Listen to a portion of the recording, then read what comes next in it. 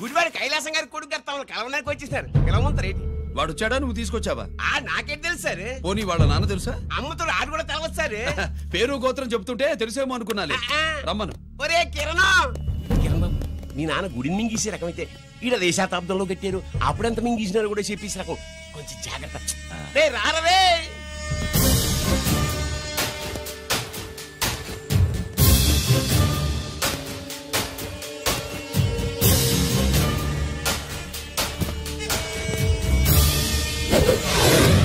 ఏమిటిది? దీన్ని suit case అంటారు.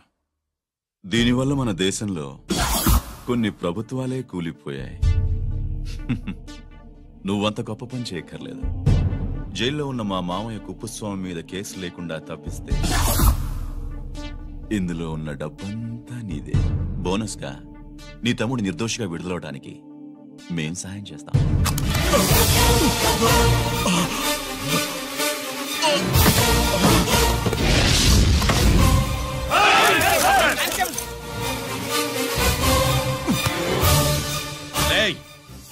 దీన్ని పిస్టల్ అంటారు. దీనివల్ల కొన్ని దేశాల్లో విప్లవాలే వచ్చాయి. దీనికి సంఘ వ్యతిరేక శక్తుల్ని కాల్చి చంపిన చరిత్ర ఉంది. నీలాంటి వాళ్ళని ఎన్కౌంటర్ చేసిన బ్యాక్గ్రౌండ్ ఉంది. మీ తమ్ముడి జీవితం మా చేతుల్లో ఉందని తెలిసి కూడా ఎదురొస్తున్నావా? నీ జీవితమే నీ చేతుల్లో లేదు. నా తమ్ముడి జీవితం గురించి నీకెందుకురా వర్రీ? నోకరాజు సరే, సూట్ కేసు లోపల పెట్టి మాత్రా ఎత్తి వీడి నెత్తిన పెట్టు.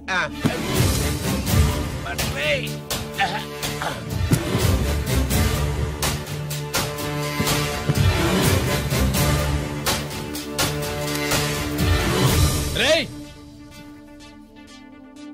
వెళ్ళి నీ బాబుకు చెప్పు, ఈ రంజిత్ కుమార్ లంచం తినడు, తిన్నది కక్కిస్తాడని.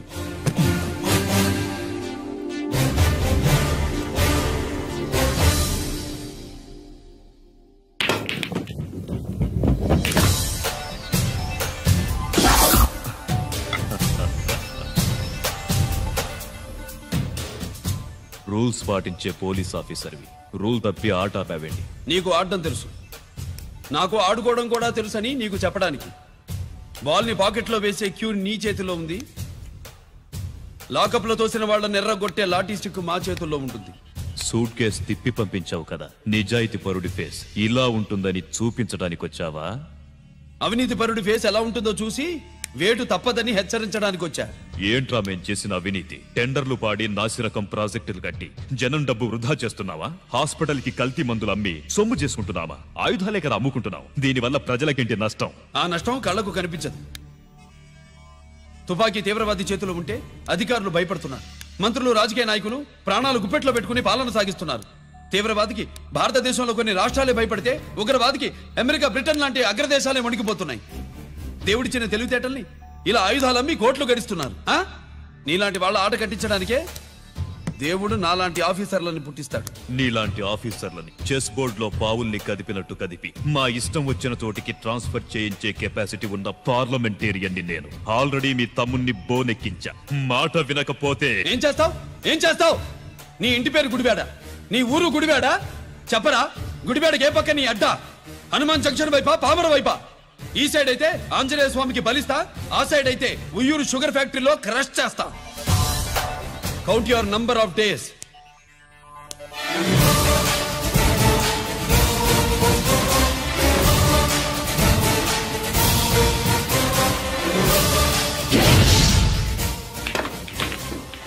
ఏమి సార్ వాడిది? అడ్డడ్డే వాడు మాట్లాడుతూనే కొట్టినట్టుండది.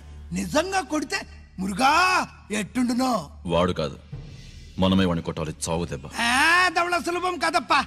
ఇదిగో, వాడు కుప్పుస్వామి చేత రహస్యాలు చెప్పిస్తాడని నాకు పెరియ నమ్మకం. కుప్పుస్వామి జైలు నుంచి కోర్టుకెళ్ళడు.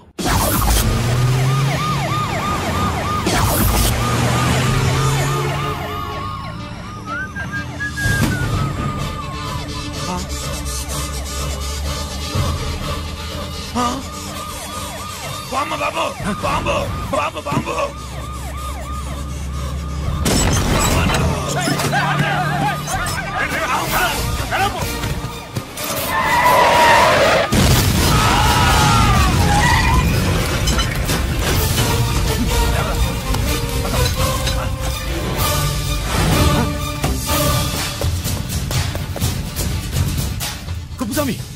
కుప్పస్వామి ఎక్కడికన్నా రేయ్ గిరి ఆగు. ఎక్కడ తీసుకెళ్తున్నావు అన్నా?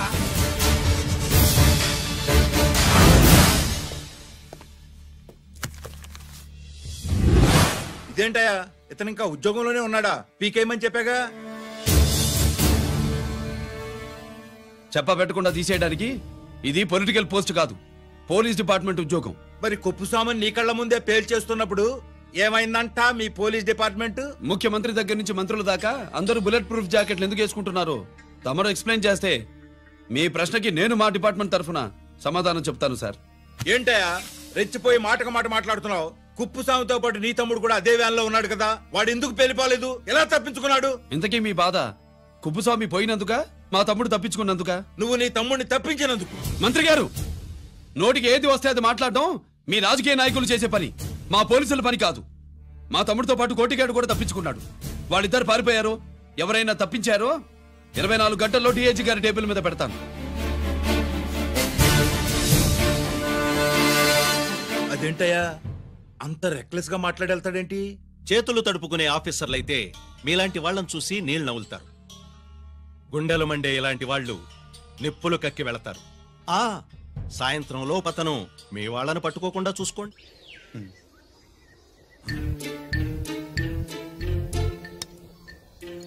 ఈ ప్లేస్ ఏంటి? ఇప్పుడు ఎక్కడున్నావు?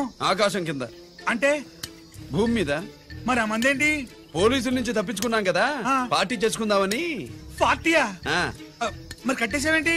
మందెక్కువ అయితే పడిపోతావని. నాకొద్దు. వద్దంటే ఎలా రాగొట్టిగా? అయితే నువ్వు కూడా తాగు. లేదు, నువ్వు తాగాలి, నేను వినాలి. ఏం వినాలి? నువ్వు చెప్పేది. ఏం చెప్పాలి? నిజం. కుప్పుస్వామిని చంపింది ఎవరు? నాకేం తెలీదు, నాకేం తెలీదు. రేయ్! కొట్టొద్దు, దండం పెడతాన్నా. ఒరే కొట్టిగా, కుప్పుస్వామిని చంపడానికి పోలీస్ వ్యాన్ మీద బాంబులు వేయడం చూసాక నువ్వు వ్యాన్ నుంచి దూకేశావు. నీ టైం బాగుంటే బతికావు, లేకపోతే అన్నా పొరపాటున పోయి ఉంటే ఏమైందన్నా? పవర్ పోయేది. నీ శవాన్ని తీసుకుని నేను మీ ఇంటికి వెళ్ళేవాడిని. మీ ఇద్దరు పిల్లలు నాన్న పోయావా, నాన్న పోయావా అని ఏడ్చేవాళ్ళు. బాబు ముత్తైదువులు బలవంతంగా నీ భార్య పట్టు తుడిచేసేవాళ్ళు. పార్వతి నీ దిక్కులేని శవాన్ని చితిపేర్చి నేనే అంటించేవాడిని. అది సగం గాలి ఆరిపోయేది. మిగిలిన శవాన్ని కాకులు గద్దలు తినకుండా నేనే కిరసనాలు పోసి అంటించేవాడిని. వద్దన్నా, వద్దన్నా. నిజం చెప్పేస్తా, చెప్పేస్తా. పోనీ ఫిట్రోల్ పోయినా అసలు ఈ కథే వద్దన్నా. వద్దు. నిజం చెప్పేస్తానన్నా, చెప్పేస్తా. సరే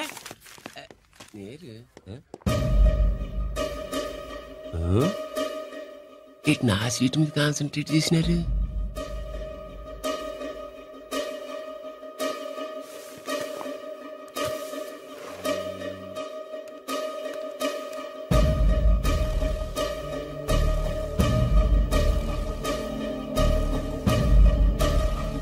జీకే గారు, శ్రీ నోకరాజ్ ఇన్ఫర్మేషన్ నువ్వు చేసుకోండి.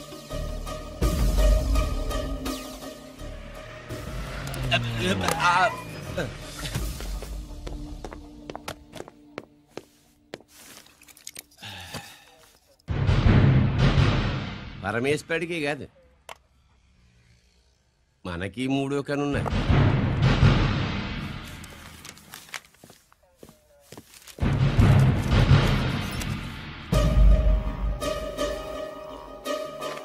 హలో నాన్న బాసు, సీన్ ఒకరికి మాట్లాడు. మా ఏసీపీ గారు ఇలా కలెక్టర్ని కాడానికి వెళ్తాడు.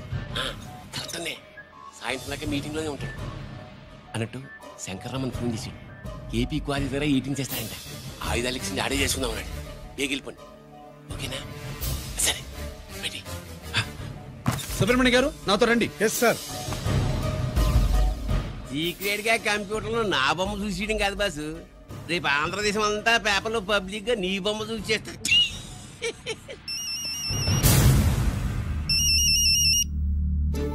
అన్నా నేను కోటిగాడిని. అది తెలుసులేరా, ఎక్కడున్నావు? పారిపోయి ఫారెస్ట్ లో దాక్కున్నా. వచ్చేయమంటావా? వద్దు, నువ్వు అక్కడే ఉన్నావు. రంజిత్ని చంపడానికి ప్లాన్ వేస్తున్నారు. ఆడు పోయాకరా, పోయాకంటే చచ్చిపోయాక. రంజిత్ ని లేపేస్తున్నారా? ఇప్పుడు ఇప్పుడే ఎక్కడా? ఏపీ క్వారీస్ దగ్గర.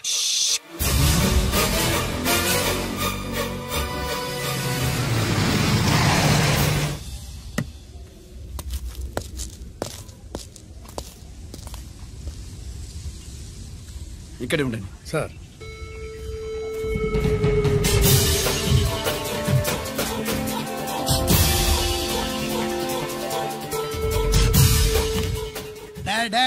శీఘ్రం చేయండి రా, శీఘ్రం చేయండి. హలో కిరణ్ బాబు, చెప్పు నూకరాజు. వారిస్ కాడే ఉన్నారా? మా ఏసీపీ ఎక్కడికి వస్తున్నాడు. ఏమిరా చూస్తారు, తొందరగా చెయ్యండి.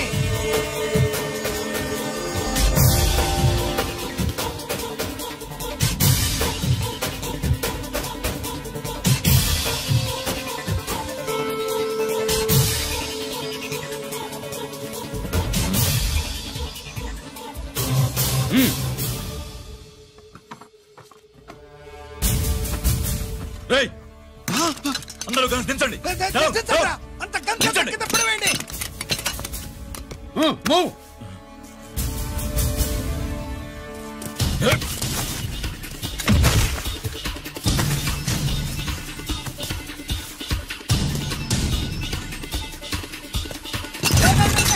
దించండి రా. వాడు బుల్లెట్ తో చావకూడదు. ప్రమాదంలో డైనమైట్ పేలి బాడీ పీస్ పీస్ కావాలా, అప్పుడుదా మనం సేఫ్.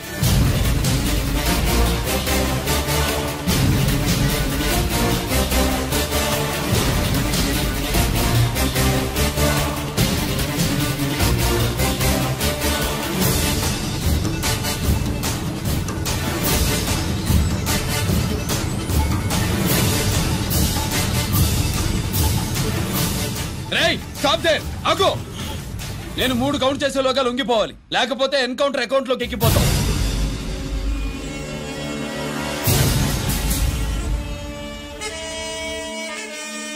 1 2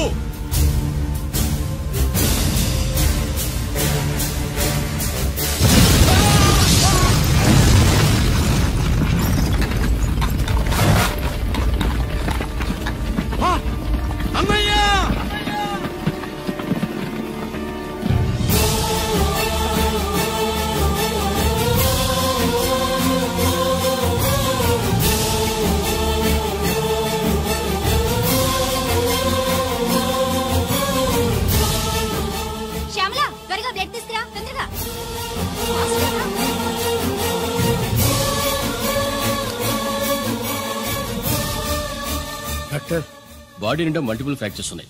ఏదైనా పెద్ద హాస్పిటల్కి తీసుకెళ్తే బెటర్. లేదు డాక్టర్, ఇక్కడే ఉంచుదాం. రికవర్ అవడానికి కొంత టైం పడుతుంది. పట్టనివ్వండి, పర్వాలేదు. ఓకే. ఎవరికి గరి ఫోన్ చేస్తున్నావు? నాన్నకి. వద్దు, ఫోన్ కట్ చేయి. అది కాదు బాబాయ్, నాన్నకి ఈ విషయం తెలియకూడదు. రంజిత్ పరిస్థితిలో ఉందని మీ అమ్మ నాన్న తెలియకూడదు. తెలిస్తే వాళ్ళు తట్టుకోలేరు. నీకు ఇప్పుడు కొన్ని విషయాలు తెలియాలి. రా. నిన్ను ఈ కేసులో ఇరికించిన వాళ్ళు నిన్న మొన్న పరిచయం ఉన్నవాడు కాదు. 14 ఏళ్ల క్రితం మీ నాన్న ఉత్తరప్రదేశ్లో ఉద్యోగం చేస్తుండేవాడు. అక్కడే ఇండస్ట్రియలిస్ట్గా స్థిరపడ్డ జీకే మీ నాన్నకి, మీ నాన్న బెస్ట్ ఫ్రెండ్ అమర్నాథ్కి ఒకరోజు పార్టీ ఇచ్చాడు.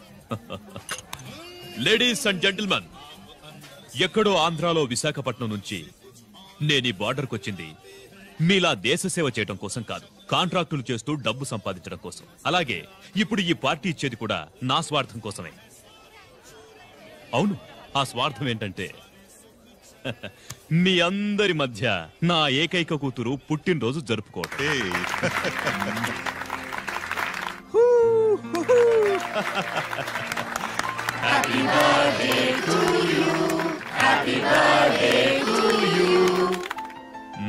ఈ మధ్యమైన ఆంధ్ర వెళ్ళొచ్చారా? सर आपके लिए फोन आया। मेरे लिए? जी। హలో సార్, నేను హెడ్ క్వార్టర్స్ నుంచి మాట్లాడుతున్నాను. Yeah, hold on. Major, confidential? Yeah. ఆ గదిలోకి వెళ్ళి మాట్లాడుకోండి. నో ప్రాబ్లం, అది నా personal room. Thank you. Please excuse me. Please career. చెప్పండి అమర్నాథ్.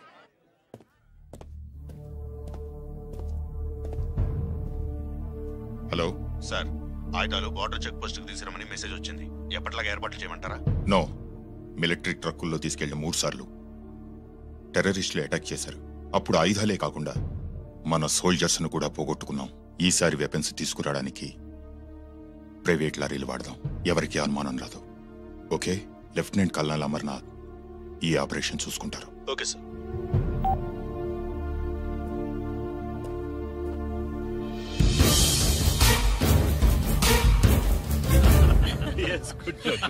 అమర్నాథ్ సార్, మనం అర్జెంటుగా హెడ్ క్వార్టర్స్ కి వెళ్ళాలి. ఈ టైంలో? Yes, it's an important operation. Okay sir. Excuse me gentlemen, we have to go. All right sir, thanks for coming. Thanks for coming. Thank you sir. నమస్తే. నమస్తే. స్వాతి ఏంటి మమ్మీ? రామ్మా వెళ్దాం. Bye uncle. Bye sweet heart.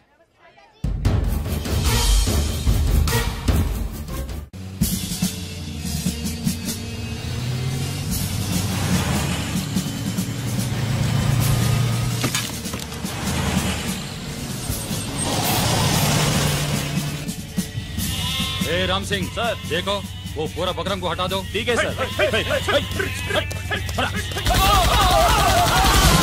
Hello hello sir ఇక్కడ attack జరిగింది.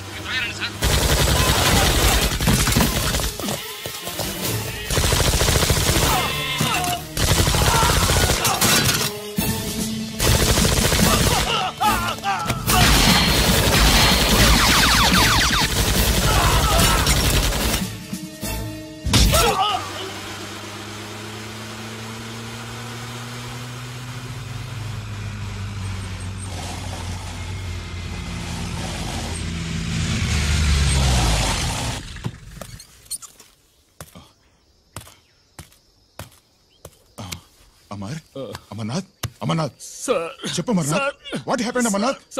చెప్పు Amarnath come on Amarnath.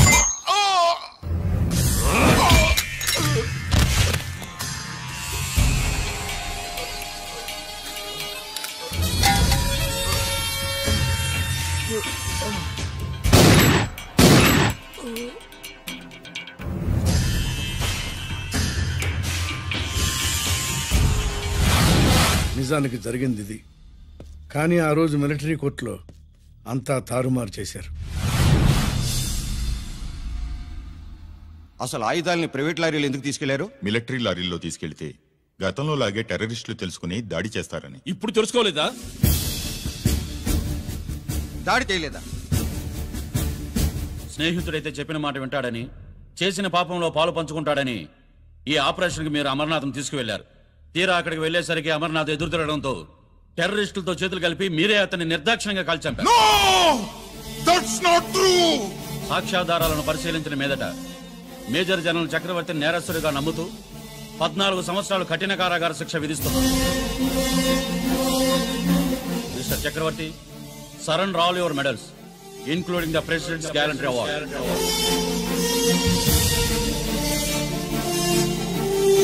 Including the President's Gallantry Award.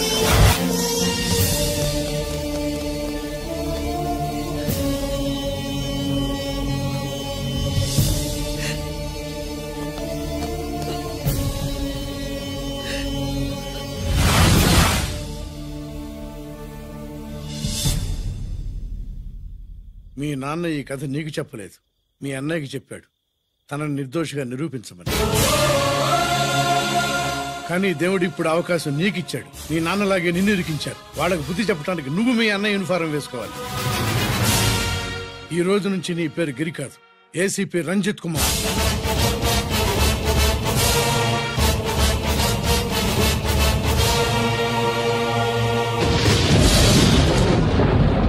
మందులోడా ఊరి మాయలోడా మావరారా గోపి చిన్నవాడా మందు.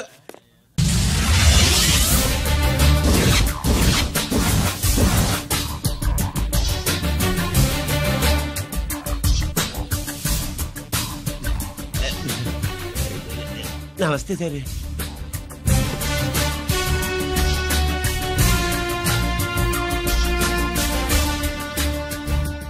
ఏంటి స్వీట్స్ పంచుతున్నావు? నీ పుట్టినరోజా? లేదు సార్. నీ అబ్బాయి పుట్టినరోజా? నాకు అందరూ గుంటలేదు సార్. ఓహో, నీ గుంట పుట్టినరోజా? లేదు సార్. అర్థమైందిలే. నీ శత్రువు ఎవడో టపా కట్టేసి ఉంటాడు. ఆ ఆనందంతో నువ్వు స్వీట్స్ పంచుతున్నావు. అదేమిటయ్యా చెమటలు పడుతున్నాయి? నేనంతే సార్. నా ఏ పని చేసినా చెమట ఓడ్చి పని చేయడం నాకు అలవాటు. నేను స్వీట్స్ తిన్ను, మనదంతా కారా. Sir, there was a bomb blast at KP Quarries. Is it true? Sir, is it true? No comments. ఈయన అడిగితే మీరు సమాధానం చెప్తారేంటి? మీరు చెప్పండి సార్. అయితే నేనే చెప్తాను. No comments. బాంబ్ బ్లాస్టింగ్ కారణం ఎవరు sir? No comments. Any casualty sir? No comments. మీరు చెప్పండి సార్. ఆయన చెప్పినారు కదా, నేను అదే చెప్తాను. No comments. ఏ ప్రశ్న అడిగినా ఏసీపీ గారు నో కామెంట్ అంటున్నారు. పూర్తి వివరాలతో మళ్ళీ కలుస్తాం. కెమెరామ్యాన్ సుబ్బరాజ్తో మీ అనిత.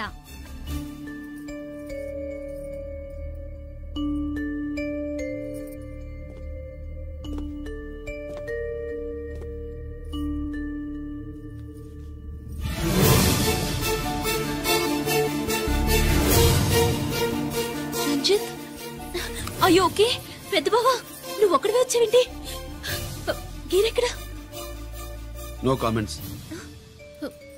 గిరిని కోర్టుకు తీసుకెళ్తుండగా ఎటాక్ జరిగిందని అక్కడెవరో చనిపోగా గిరి పారిపోయాడని న్యూస్ లో విన్నాం నిజమేనేంట్రా? No comments. అదేంట్రా? No comments.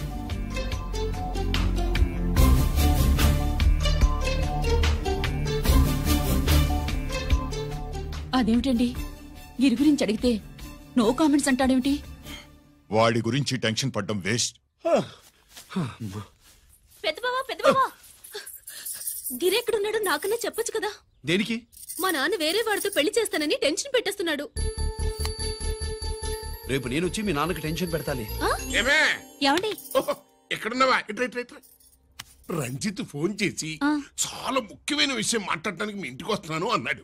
ఆడు మాట్లాడే పద్ధతిని బట్టి ఆడు సుబ్బు కోసం వస్తున్నాడని నాకు అనిపిస్తుంది. నాకేం అలా అనిపించట్లేదే.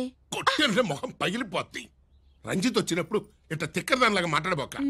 అప్పుడప్పుడు అల్లుడు ఏమని తీసుకుంటావా, అల్లుడు ఏమని తీసుకుంటావా అని అడుగుతూ ఉండాలి. ఆలస్యమైందా మామయ్య? మామయ్య ఆహా, నీ నోటమ్మట మామయ్య అని వింటుంటే కాశీ వెళ్ళి గంగలో మునిగినంత ఆనందంగా ఉంది. నేను వచ్చింది అందుకేలే. అల్లుడు గారు ఏమైనా తీసుకుంటారా? అమ్మాయి దగ్గర తీసుకుంటాలేవే. నువ్వు రాలుడు రాలుడు కూర్చో కూర్చో. సుబ్బులేది? నువ్వు వస్తావని తెలిసి సిగ్గుపడి గదిలో దాక్కుంది. అల్లుడు గారు ఏమైనా తీసుకుంటారా? వద్దు. అబ్బా అతనేం తీసుకోలేవే. పోనీ మీరేమైనా తీసుకుంటారా? నేను తీసుకోను, ఇస్తా. ముందు అమ్మాయిని పిలువు. అది రాదు. పెద్దోడికిచ్చి పెళ్లి చేస్తారని దాని భయం. అంటే నన్ను చేసుకోవడం సుబ్బులకి ఇష్టం లేదా మామయ్య? అదేం లేదు బాబు, ఇష్టమే. నువ్వు స్వాతిని ప్రేమించావు కదా బాబు, అది దాని భయం. అది ప్రేమ కాదత్త, ఫ్రెండ్షిప్. అర్థం చేసుకోవు.